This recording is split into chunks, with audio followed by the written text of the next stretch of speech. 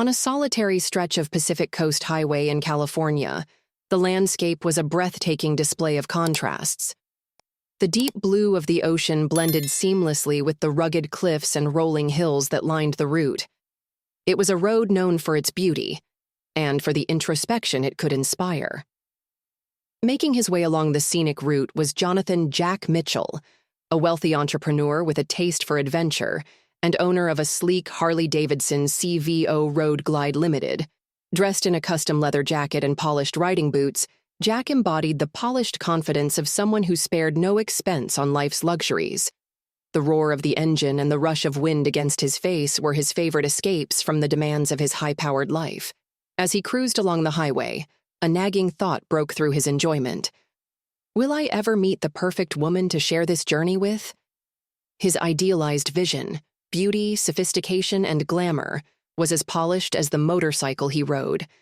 But somewhere beneath that veneer was a longing he couldn't quite define.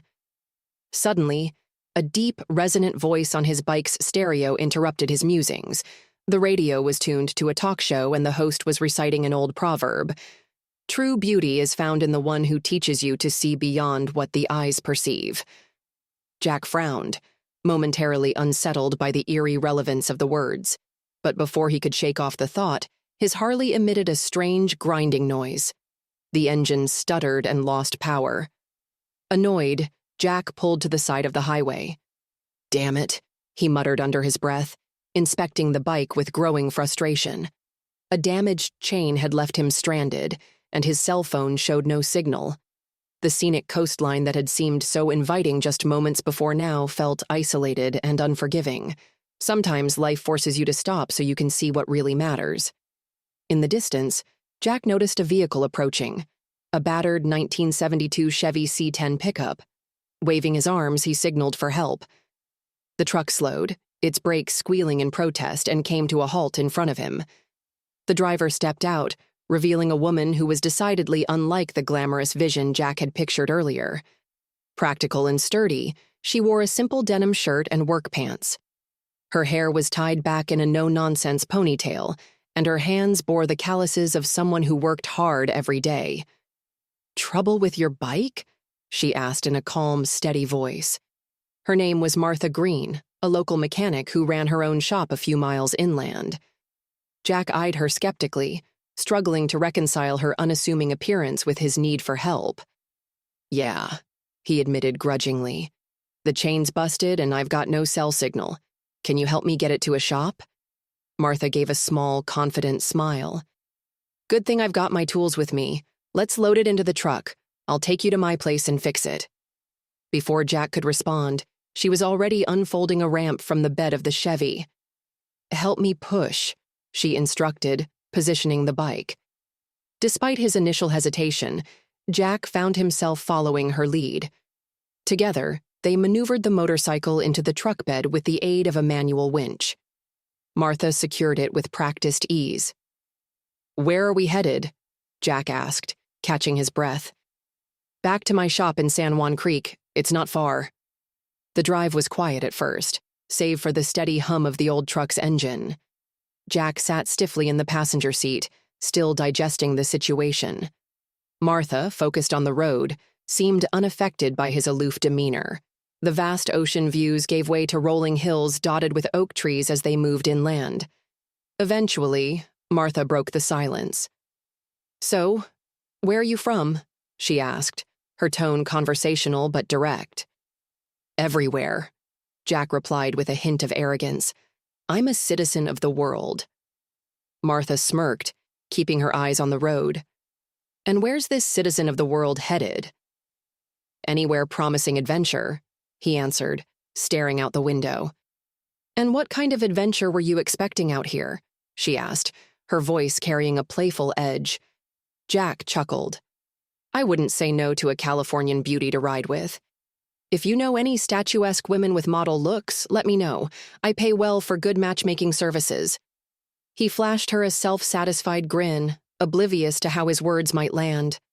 Martha didn't flinch. She simply nodded. "Noted, but sometimes the best company isn't the one you expect."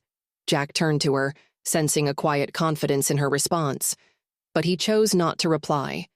Instead, he focused on the winding road ahead, feeling a strange tension between irritation and curiosity about the woman sitting beside him. As the Chevy rattled along the rural road, Jack noticed the subtle details of his surroundings, a landscape untouched by the modern sprawl he was used to. The air was crisp, carrying the faint scent of pine and oil from the truck. Martha's truck rolled to a stop outside a modest yet well-maintained auto repair shop nestled among towering eucalyptus trees.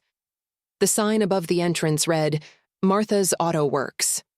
Martha hopped out of the cab and walked to the back of the truck. "Wait here while I get the ramp ready," she said briskly. Before Jack could object, she was already unloading the bike, her movements efficient and precise. Jack leaned against the truck, watching her work. "You own this place?" he asked, a faint note of incredulity in his voice. "Sure do," Martha replied without looking up. "My dad started it and I took over after he retired." She straightened and gave him a pointed look.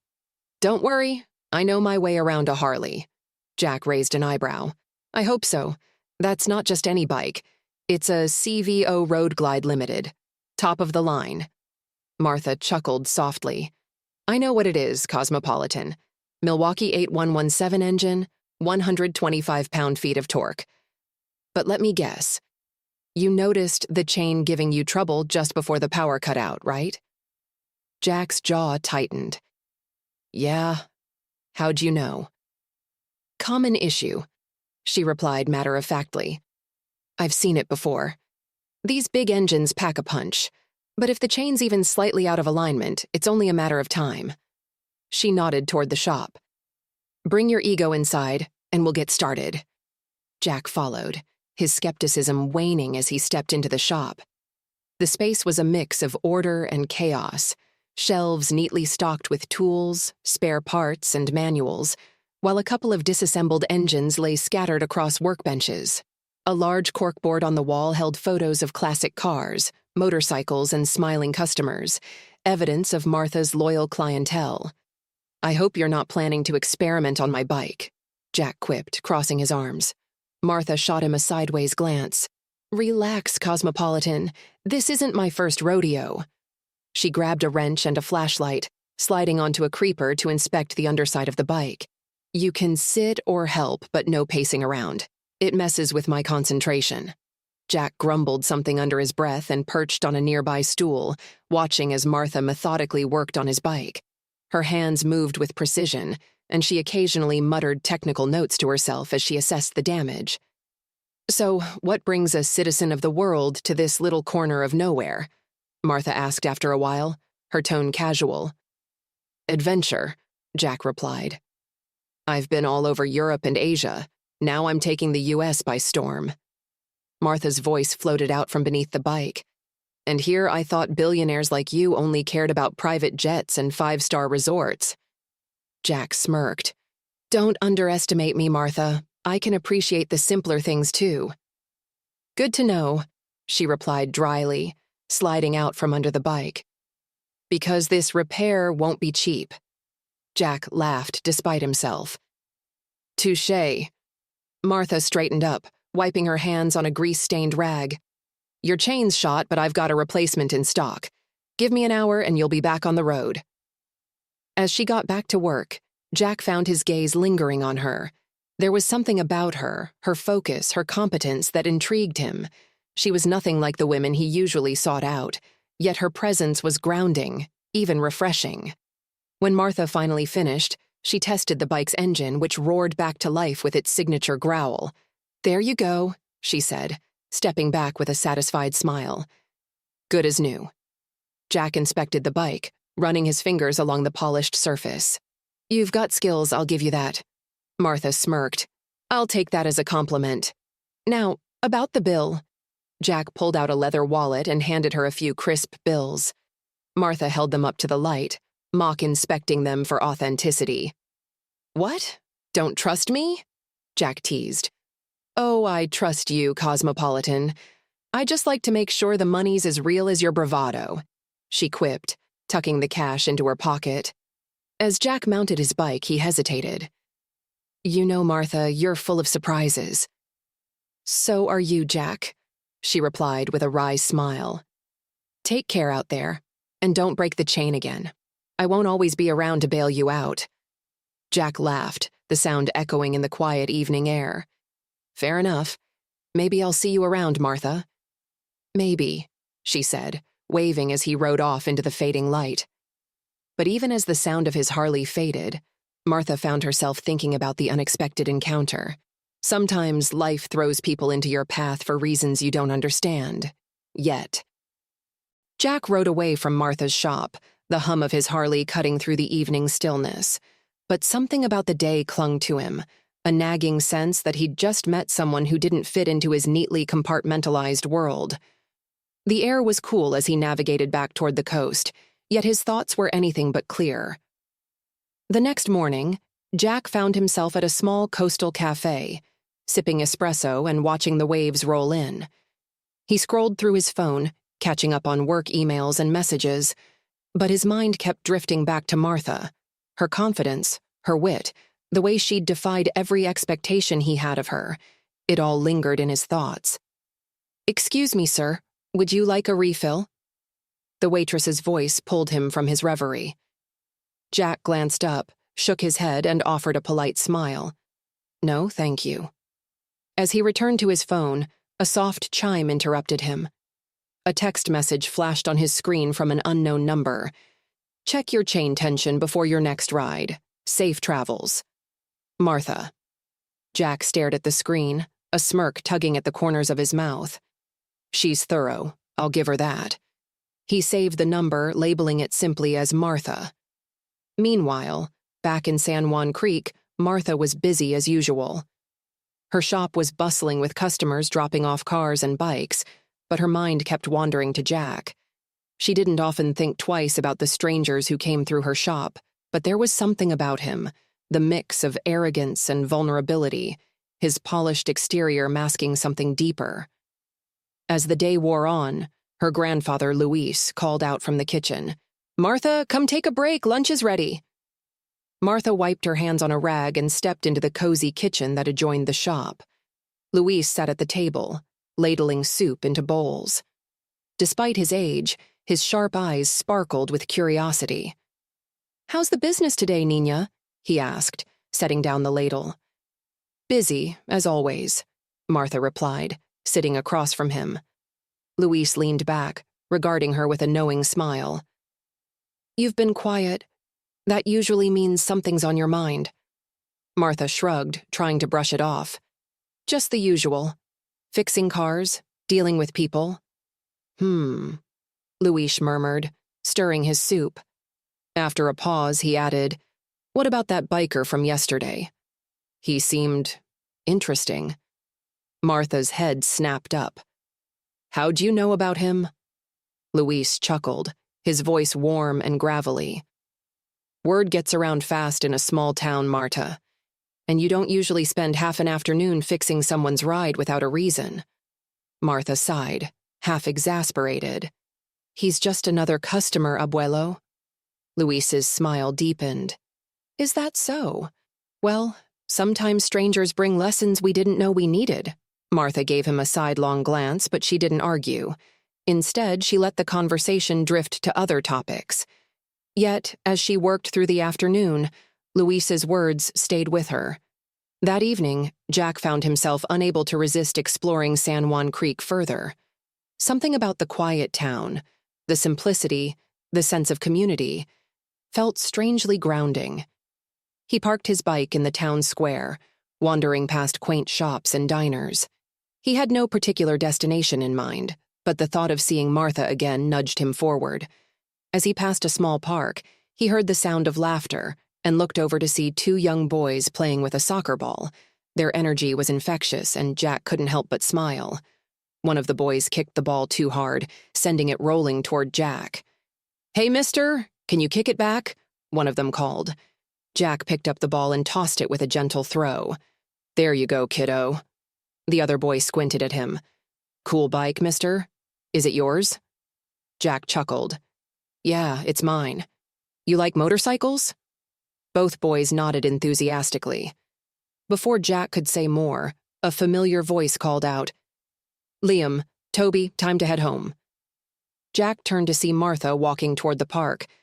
She froze for a moment when she spotted him, but quickly composed herself.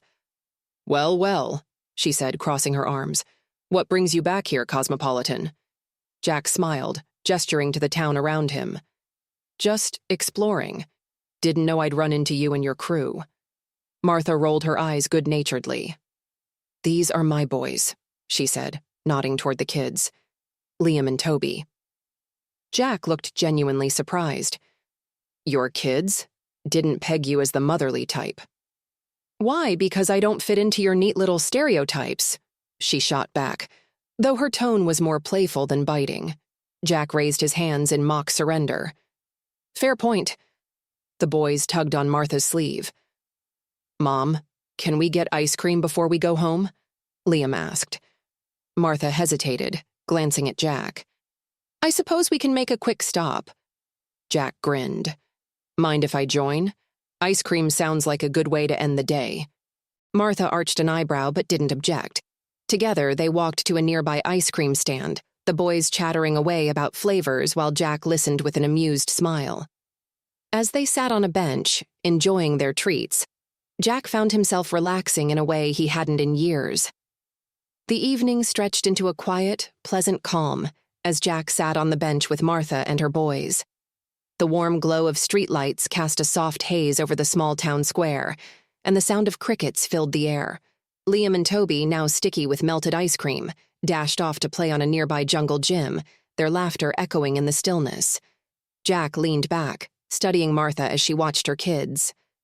There was a softness in her expression he hadn't seen before, a quiet pride and fierce love that made her seem entirely different from the no-nonsense mechanic who had put him in his place just hours earlier. "You're full of surprises, you know that," Jack said, breaking the silence. Martha glanced at him. "Why? Because I have kids?" Jack shook his head. "Not just that. The shop, the way you handle yourself, your boys. You've built a whole life here. It's impressive." Martha smirked, a hint of amusement in her eyes. "Well, not all of us can jet off around the world chasing adventure." "Touché," Jack admitted, smiling. "But I mean it. You seem grounded, like you know exactly who you are and what matters." Martha tilted her head, considering him. "And you don't?" Jack hesitated, caught off guard. "I guess I've spent more time chasing what's next than figuring that out." Her gaze softened slightly, and she nodded toward the boys. "They keep me grounded. I don't have time to get lost in what-ifs. Every day is about making sure they're happy, safe, and ready to take on the world." Jack studied her, struck by the quiet strength in her words. For the first time in a long while, he felt a pang of envy, not for her life, but for the clarity with which she seemed to live it. The next morning, Jack awoke in a small roadside motel just outside San Juan Creek. The room was modest, a far cry from the luxury accommodations he was used to, but he found it surprisingly comfortable. After a quick shower, he packed his things and prepared to hit the road. Yet, as he straddled his Harley and revved the engine, he hesitated. Something about leaving felt incomplete. With a sigh, he turned the bike toward the town square instead of the highway. Martha's shop was already open when he arrived. She was under the hood of an old pickup, her hair tied back and her sleeves rolled up. She didn't notice him at first, and Jack took a moment to observe her, feeling a strange mix of admiration and nerves. Finally, he cleared his throat. "Morning, Martha." She looked up, a little surprised but not displeased. "Back already? Don't tell me you broke something else." Jack grinned. "Not this time. I just wanted to say thanks before I head out." Martha wiped her hands on a rag and stepped closer. "Well, you're welcome. Safe travels, Cosmopolitan." For a moment, Jack just stared at her, as though trying to decide whether to say something more. Finally, he blurted out, "You ever think about seeing the world?" Martha blinked, caught off guard. "Excuse me?" "I mean it," Jack said, his voice steady now. "You've got the skill, the brains. You could go anywhere. Start a shop in a big city, travel, take your boys on the road."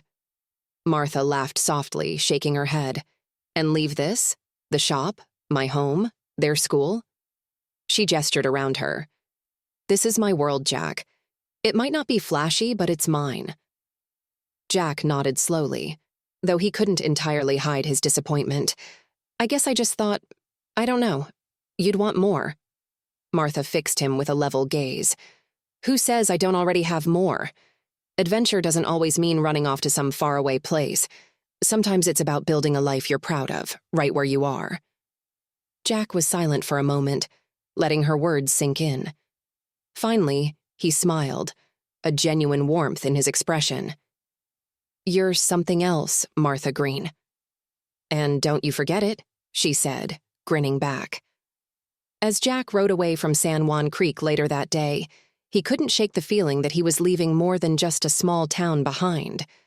For the first time in years, he felt a strange tug, a longing not for the open road but for something deeper, more lasting.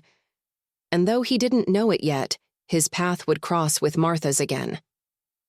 Life has a way of bringing people back together when they're least expecting it. The following week saw Jack back on the road, weaving through sprawling deserts, towering mountain passes, and bustling cities. Yet no matter how far he traveled, his thoughts kept drifting back to San Juan Creek. Back to Martha.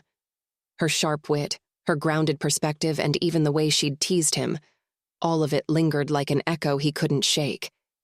He tried to dismiss it as a fleeting infatuation, just another pit stop on his journey.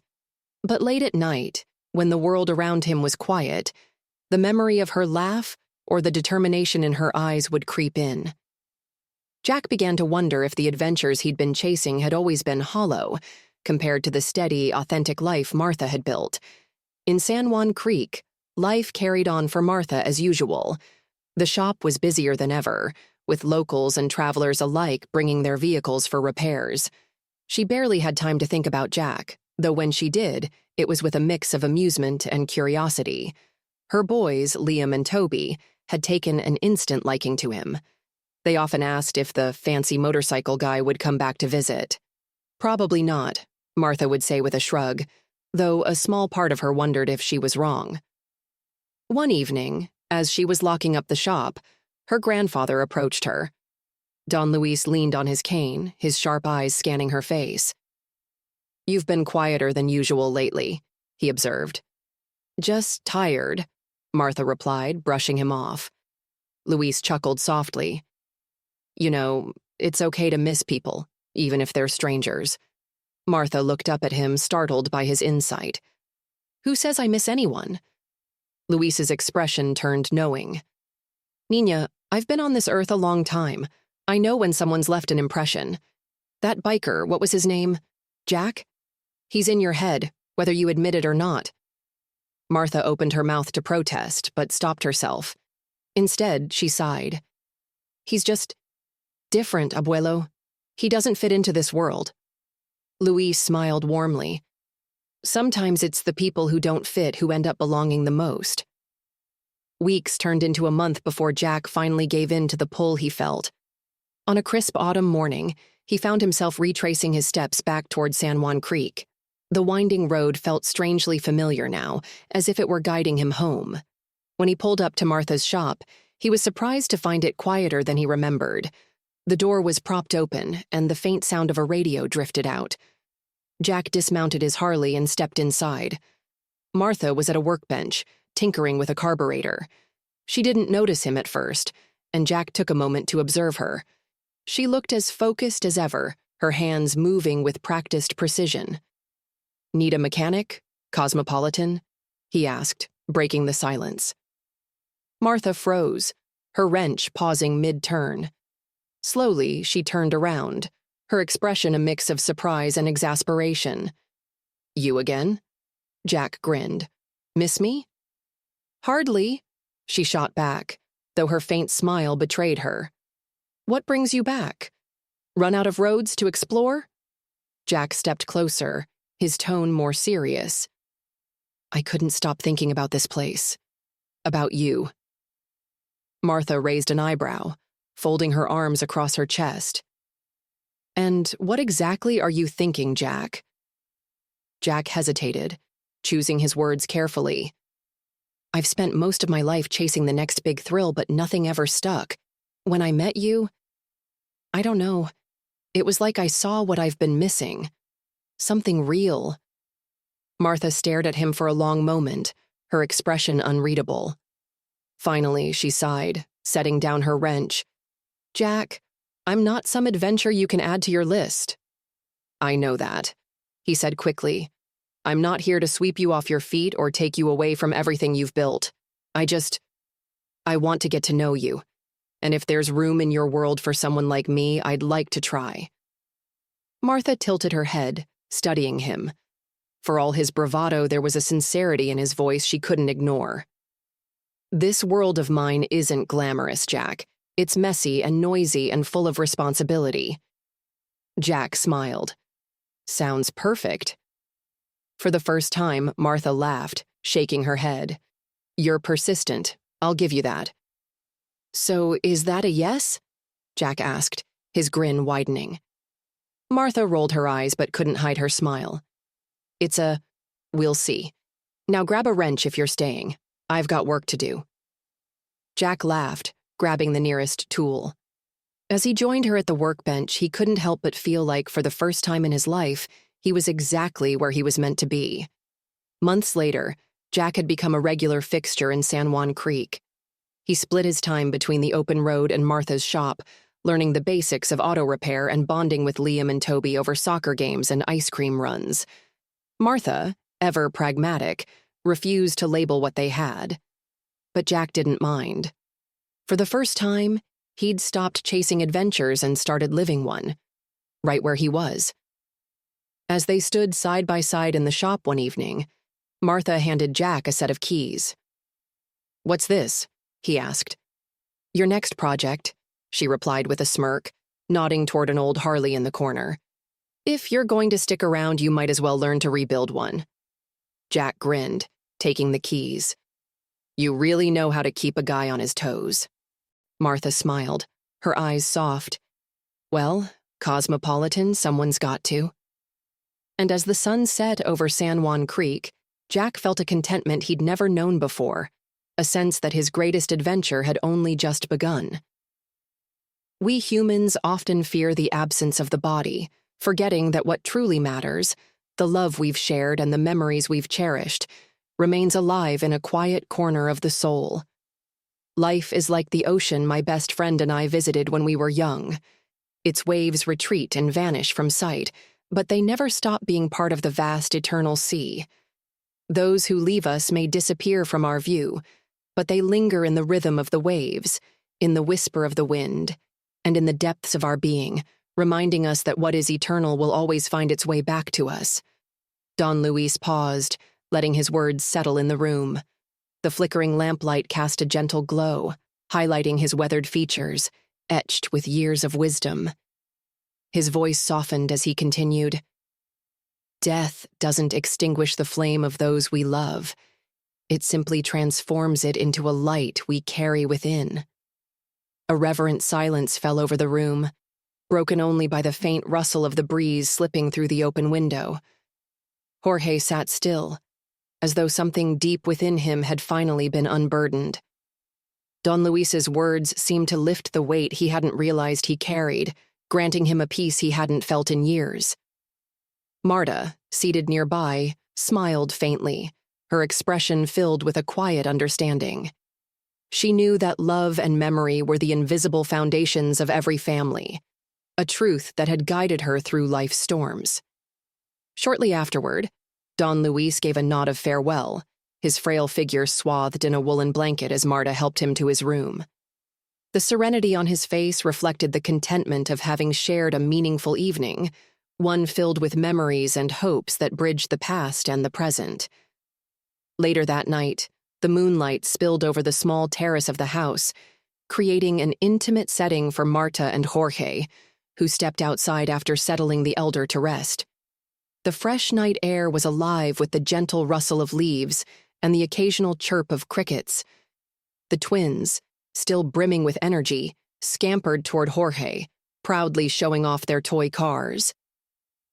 With a spontaneous laugh, Jorge dropped to the ground, sitting cross-legged to join the boys. Gone was the polished exterior of the wealthy traveler. In its place was a man rediscovering the pure joy of simplicity. From the terrace railing, Marta watched the scene unfold, her gaze softened by a mix of tenderness and surprise. A smile tugged at her lips, and a quiet sigh escaped her chest, a wave of emotions stirring within her that she couldn't yet name. Jorge's laughter mingled with the boys' excited voices, filling the night with a warmth that felt both unexpected and profound. Not long after, the twins began showing signs of fatigue, their boundless energy finally waning. Marta glanced at Jorge and said with a soft smile, "Time to get these two to bed." Jorge, his eyes gleaming with playful mischief, replied, "I'll help. I'm great at bedtime stories. So boring they'll fall asleep before I'm halfway through." Marta arched an eyebrow, momentarily taken aback by his humor, before nodding with a chuckle. Together, they approached the boys, who were already dozing off on the terrace sofa. Marta carefully lifted one of the children into her arms, her maternal touch instinctive and tender. Jorge hesitated for a moment before picking up the other, surprised at how natural it felt to hold the small, trusting form against him. Following Marta, Jorge carried the boy to the twins' shared room, where two small beds waited. He gently laid the child down, tucking him under the covers with a care that felt both foreign and familiar. Marta did the same, and as they straightened up, their eyes met, a moment of unspoken understanding passing between them before Marta flipped the light switch, leaving the room bathed in quiet shadows. As they stepped back into the night, Jorge spoke, his tone tinged with a sincerity Marta hadn't heard from him before. "I'd like to talk with you some more. The night is cool, and I have a few questions I can't stop thinking about." Marta smiled wryly, a flicker of humor dancing in her eyes. Well, a surprise exam. Didn't see that coming. I just hope your questions don't require a manual to answer." Laughing together, they made their way to the old wooden bench on the porch, its creak mingling with the gentle symphony of the night. Above them, a sky brimming with stars stretched endlessly, the faint scent of the nearby ocean carried on the breeze. Jorge exhaled, looking up at the constellations, then turned to Marta, who regarded him with curiosity and mild skepticism. "All right, Señor Cosmopolitan," she said with a smirk. "Go ahead. First question. But fair warning, I didn't study for this." Jorge hesitated, his usual confidence softened by the intimacy of the moment. Finally, he asked, "Where's the twins' father?" Marta's expression didn't waver. Her voice was steady, her words edged with a humor that barely concealed old pain. "He left to get a pack of cigarettes, about 6 years ago. Must be circling the entire country by now, don't you think?" Jorge fell silent, the weight of her words stripping away the usual defenses he relied on. He turned his gaze toward the dark horizon, his chest tightening with an unfamiliar sense of guilt. "How could someone leave a woman like you?" he murmured, almost to himself. Marta gave a soft, bitter laugh, shaking her head. "Maybe for the same reasons you once thought made sense, Jorge. He believed what mattered was a perfect face, a perfect body. I'm not thin or conventionally beautiful. I'm practical, grounded, and for someone like him, or someone like you once were, that's just not enough." She paused, her voice steady but tinged with a quiet vulnerability. "Last I heard, he ran off with someone younger, slimmer, with a face that could sell magazines. But you know what? I stopped caring a long time ago." Jorge felt heat rise to his cheeks, her words cutting through the facade he'd so carefully maintained for years. He'd spent a lifetime chasing illusions, judging worth through shallow standards. Now, for the first time, those choices felt small, almost shameful. "I didn't realize how blind I've been," he said finally, his voice barely above a whisper. The admission surprised even him, the words carrying a sincerity he hadn't allowed himself to feel in years. Marta's expression softened, a faint smile tugging at the corners of her lips. "Life has a way of opening our eyes, Jorge. The lessons aren't always pleasant, but they're never wasted. The night seemed to echo her wisdom. Above them, the stars burned brighter, their light timeless and steady, as if silently affirming her truth. Jorge hesitated before speaking again. "Do you still love him? The twins' father, I mean. Do you wait for him? Do you even think about him?" Marta regarded him for a long moment, her gaze steady and thoughtful. "You're genuinely curious, aren't you?" she said, almost amused. When Jorge nodded, she sighed, leaning back on the bench. "I'll answer you, but only if you're ready to listen," she said, her tone gentle yet firm. "No, I don't love him anymore. I replaced my love for him with love for myself. I don't wait for him, because I don't even remember him. Not the person he became, at least. And you can't wait for someone who doesn't exist in your memory." Jorge leaned forward, resting his elbows on his knees as her words washed over him. He found himself asking, "What did you learn from it all? From everything you went through?" Marta tilted her head, her gaze lifting to the sky. After a moment of quiet, she replied, "I learned that the present moment is the only real thing we have. You have to hold on to it with an open heart, or it slips through your fingers. The future doesn't exist, and the past, it's just a story we tell ourselves. What matters is what we choose to do right now." Jorge smiled faintly, the respect he felt for her growing with each word she spoke. "You're an extraordinary woman," he said, his voice unusually soft. "Your strength, it's humbling." Marta laughed lightly, the sound tinged with both irony and kindness. "Maybe you're finally learning to see what's in front of you, Jorge," she replied, her eyes glinting with a playful challenge. "But now it's my turn to ask something. Answer honestly." Jorge straightened, curiosity flickering in his expression. "Go ahead," he said. "What do you want to know?" Marta leaned closer, her voice dropping to an almost conspiratorial whisper. "Have you ever loved someone? Truly loved them? Not the idea of them, not their beauty or their charm, but the very essence of who they are?" Jorge's immediate instinct was to say yes. He opened his mouth, then hesitated, her piercing gaze unraveling the excuses forming in his mind. "I've thought so," he said finally, his voice quieter than usual. "But now, I'm not sure." Marta smiled, though it wasn't unkind. "Let me rephrase," she said. "Have you ever loved someone in a way that made the world disappear? The kind of love where their soul feels like a mirror to your own, the kind that no distance, no time, and no circumstance can break." Jorge sat back, stunned into silence. He ran a hand through his hair, grappling with the weight of her question. "No," he said at last, the admission raw and unguarded. "I don't think I have." Marta studied him for a moment, her expression softening. "You'd know if you had," she said simply. "How?" Jorge asked, his voice almost desperate. "How would I know?" Marta's smile returned, gentler this time. "Through the mirror," she said, her voice as steady as the stars above them. Jorge frowned, his brow furrowing as he tried to grasp her meaning. "What mirror?" Marta leaned forward, her eyes locked on his. "The mirror of your soul," she explained. "When you look at someone and see not just who they are, but who you are reflected back at you, that's when you know." Jorge fell silent, her words resonating in a way that left him disarmed. He lowered his gaze, staring at the worn planks of the porch beneath their feet. "If that's what love is," he said slowly, "then no. I've never felt that. I've never allowed myself to." The night enveloped them in a gentle hush, the sounds of the crickets and rustling leaves filling the space between their words. Marta turned her gaze to the sky, her posture calm but thoughtful. Jorge, for once, didn't rush to fill the silence. He let her presence and the weight of her words settle into him. The soft rustling of the night wind played through the air as Marta and Jorge sat in the stillness.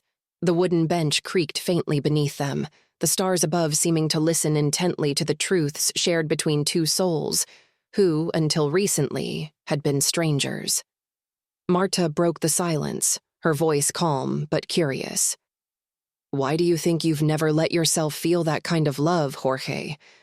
What are you afraid of? Jorge hesitated, his fingers nervously tracing the grain of the wood beneath him. I think I've been chasing an idea, he admitted. A version of perfection that doesn't exist. It's safe. No one can hurt you if you never let them see who you really are. Marta tilted her head, her gaze steady but kind. And has it worked? Has hiding from real connection kept you from feeling pain? Jorge gave a rueful chuckle, shaking his head. It's just made me feel hollow, like I've been collecting shiny objects but never finding anything that truly matters.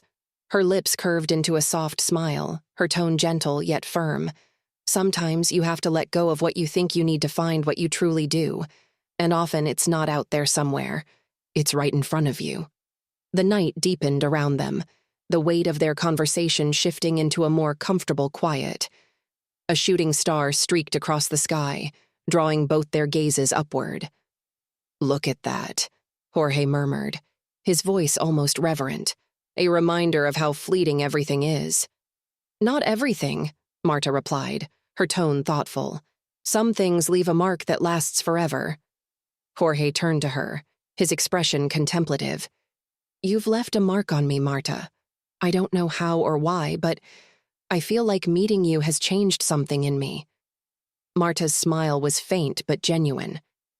Maybe that's because you're finally letting yourself be real, Jorge. The rest is just noise. The next morning dawned bright and crisp, sunlight streaming through the curtains in Don Luis's room. The old man, with a spark of youthful mischief in his eyes, called out to Marta and Jorge as they sipped coffee in the kitchen. I've made a decision, Don Luis declared as they entered his room. His tone carried the unmistakable weight of conviction. I want to go to the beach today. It's been too long since I've felt the sand beneath my feet or the sea breeze on my face. Marta exchanged a surprised glance with Jorge, who grinned in response. Sounds like a plan, Jorge said enthusiastically. I'll help get him into the truck. The twins, overhearing the conversation, erupted into cheers, their excitement filling the house with energy. Within an hour, they were packed into the old Chevrolet C10, with Jorge leading the way on his Harley. The caravan wound through the countryside, the scent of salt and the distant roar of waves growing stronger with each passing mile. They arrived at a quiet stretch of beach, the golden sand stretching out before them like a promise. Don Luis, propped in a chair under the shade of a large umbrella, gazed out at the ocean with a contented smile. This, he said softly, is where life feels infinite. The twins splashed in the shallow waves, their laughter a melody that mingled with the rhythm of the sea. Jorge joined them, his polished boots forgotten as he waded barefoot into the water, lifting the boys into the air and spinning them around as they shrieked with joy. Marta watched from the shore, a rare sense of peace washing over her.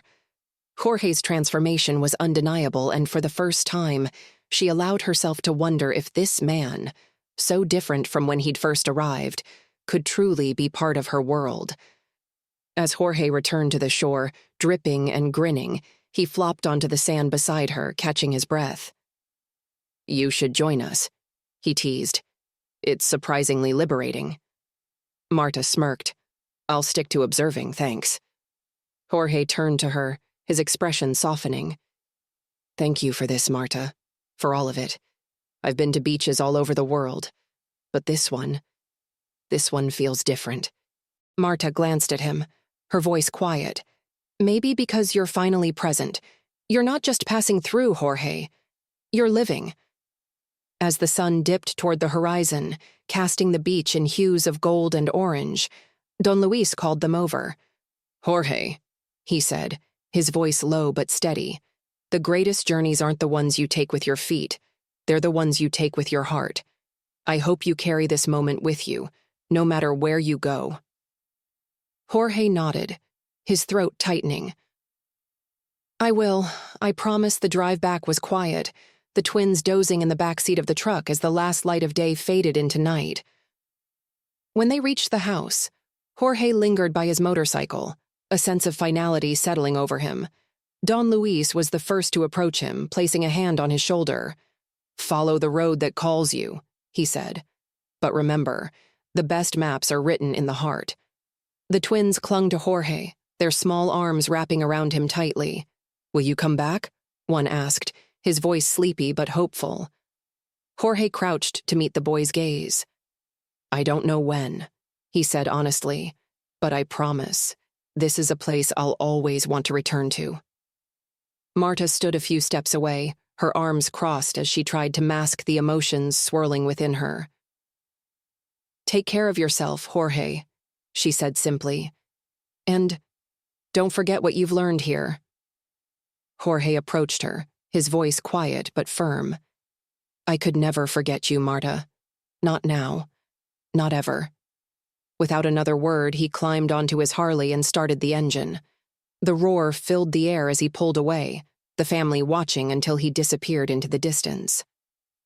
As Jorge rode away, the familiar hum of his Harley filled his ears, but this time it didn't bring the same thrill it once had.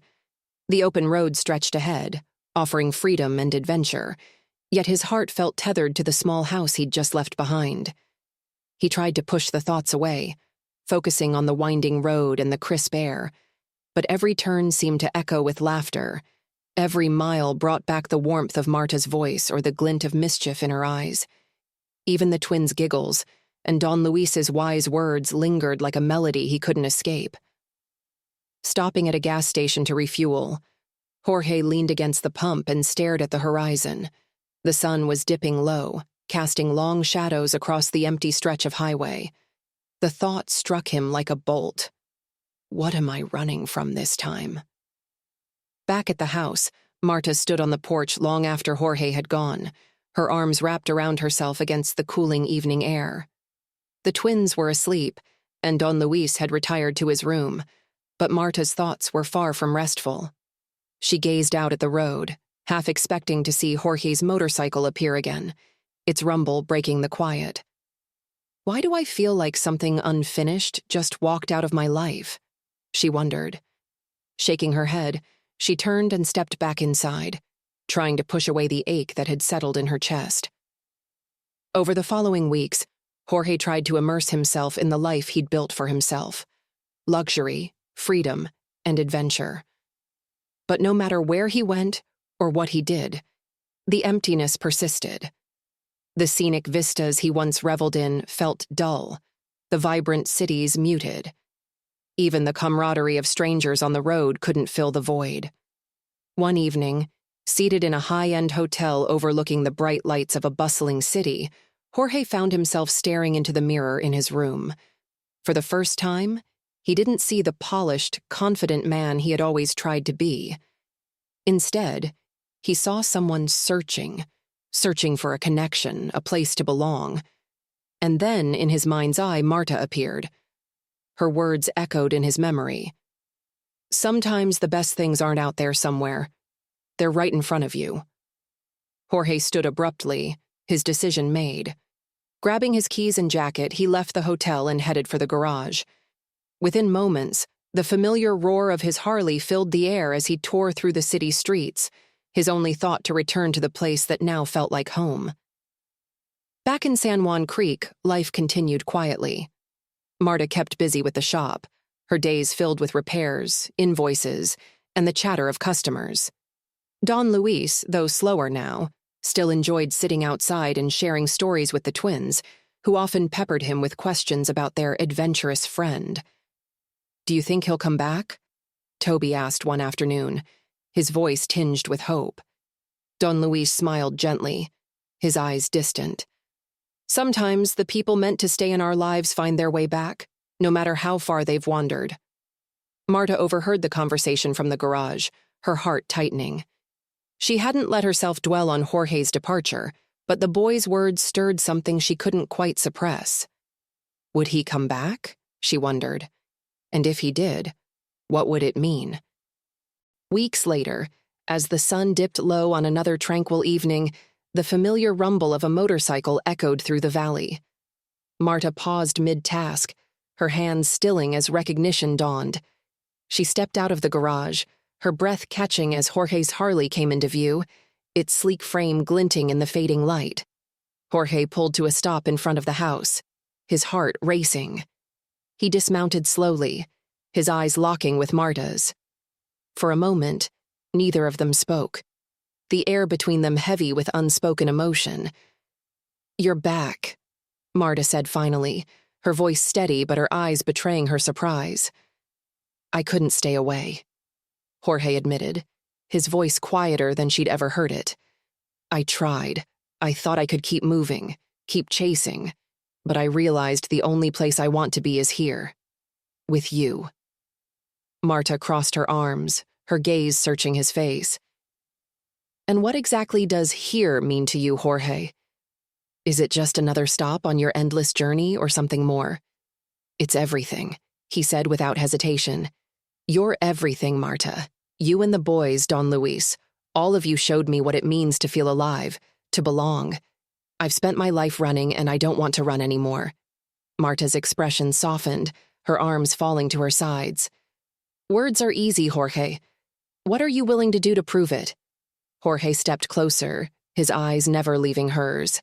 "I'm not just here to prove anything. I'm here to stay if you'll have me." A long silence stretched between them, broken only by the faint rustling of the trees. Finally, Marta sighed, a smile breaking across her face. "Well," she said, her voice tinged with humor, "I guess the twins will be happy to see you. And Don Luis. He always did like you." Jorge laughed, the tension draining from his body. "Does that mean I've passed your test?" Marta chuckled, shaking her head. "Not yet, but you're off to a decent start." That evening, as the stars filled the sky once again, Jorge found himself sitting on the porch beside Marta, the twins fast asleep, and Don Luis inside with a book. The air was cool, and the soft hum of crickets provided a soothing backdrop. "Do you think I'll ever really belong here?" Jorge asked, his voice quiet. Marta turned to him, her gaze steady. "Belonging isn't about where you are, Jorge. It's about who you choose to be, and if you're willing to show up, really show up, then you'll find your place here." Jorge nodded, her words settling deep in his chest. For the first time, he felt a sense of peace, a certainty that he'd found not just a place but a purpose. And as the night stretched on, the road ahead no longer seemed like a path to somewhere else. It felt, instead, like the beginning of something new, something lasting.